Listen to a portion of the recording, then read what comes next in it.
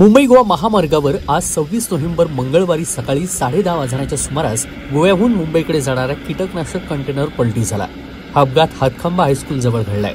सुदैवाने अपघातात कोणालाही दुखापत झालेली नाही, मात्र कंटेनर पलटी झाल्याने महामार्गावरील वाहतूक पूर्णपणे ठप्प झाली।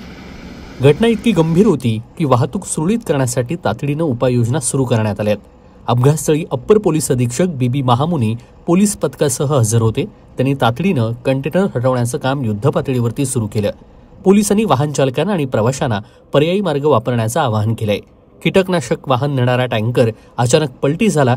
पोलिसांनी दिलेल्या प्राथमिक माहितीनुसार ब्रेक फेल झाल्यानं चालकाचं नियंत्रण सुटलं आणि टँकर रस्त्याच्या कडेला जाऊन उलटा झाला। या वाहनामध्ये कीटकनाशक असल्यानं दुर्घटनेची तीव्रता अधिक वाढण्याची शक्यता निर्माण झाली होती। वाहनाचा क्रमांक MH43 BP 4646 आहे आणि तो गोव्याहून मुंबईकडे जात होता।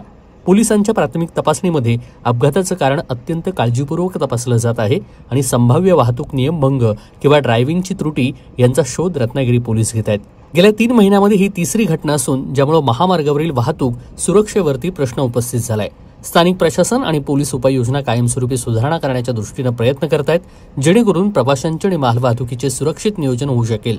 स्थानिक नागरिकांनी या वळणावर कायमस्वरूपी सुरक्षा उपाययोजना राबवण्याची मागणी केलेली असून अधिक जोमानं ही मागणी आता स्थानिकांनी केली आहे। प्रशासनाकडून तात्काळ पावले उचलण्याची अपेक्षा सध्या व्यक्त केली जाते आहे।